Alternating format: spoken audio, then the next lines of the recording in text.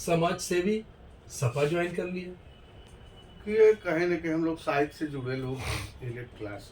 और प्रबुद्धों का पूछ जो है, जो कहा जाता है कि वास्तव में जो इंटेलेक्चुअल्स की पूछ जिस हिसाब से भेदभाव हो रहा था, तो उस हिसाब से अब यही एक ऐसा स्थान है जहाँ निष्पक्षता के साथ कोई भी अब लेखक हो, पत्रकार हो, कभी आप सबकी स्थिति देख रही हैं। नहीं तो शेर है कि क्या सियासत है, क्या सहाफत है।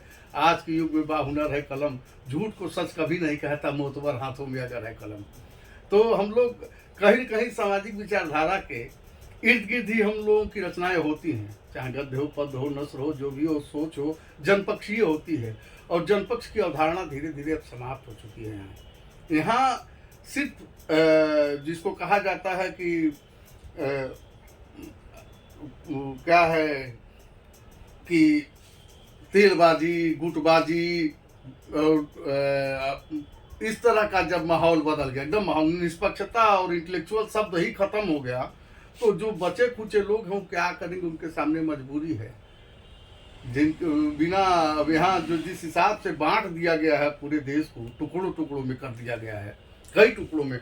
और उसमें यही नहीं चीज़ प्रभावित हुआ, सिर्फ समाज नहीं प्रभावित हुआ है, समाज भी प्रभावित हुआ है, हमारे वहाँ की संस्कृति भी प्रभावित हुई है, हमारे वहाँ के साहित्य भी प्रभावित हुए हैं। और जितने प्रबुद्ध तबका है आज वह एकलौता अकेले पड़े हुए हैं। और प्रबुद्धता का मतलब यह नहीं कि हम उनसे जुड़े। एक जमाना था, हमको याद है कि 1999 में जब हमको राहुल सागर पुरस्कार मिला पहली बार, तो हम लोगों ने डाक से यहाँ से भेजा था, अवार्ड हुआ। और आज स्थिति है कि जिस तरह से पुरस्कारों का बंटवारा रेवड़ी की तरह से, वास्तव में रेवड़ी शब्द का इस्तेमाल कर हो रहा है, तो कि तो हम सबसे जुड़े हों तब व्यवस्था हो। और निष्पक्षता शब्द ही खत्म कर दिया गया। तो जो हमारे जैसे विचारधारा के लोग, जो जनपक्षीय विचारधारा के लोग आज बहुत तनहा और अकेले पड़े हुए हैं, क्योंकि उनके अंदर चारण वाली भावना नहीं है, वो चारण नहीं कर सकते हैं। जो असली चाहे अखबार नवीस हो, कलमकार हो या बढ़िया लिखने पढ़ने वाला हो, वो चारण नहीं कर सकता। और चारण वाले लोगों के लिए बस एक ही जगह है, हम लोग कहाँ जाते हैं।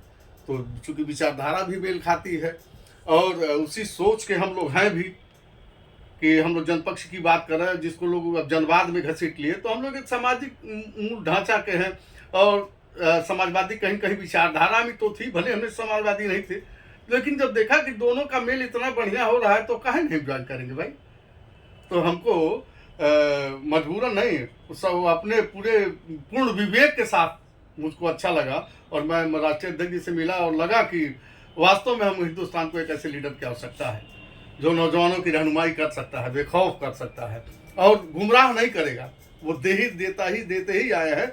और नौजवानों का भविष्य और खासतौर से देखना कायस्तों का भविष्य अगर कहीं है तो समाजवादी पार्टी में है। 27 में क्या लग रहा है?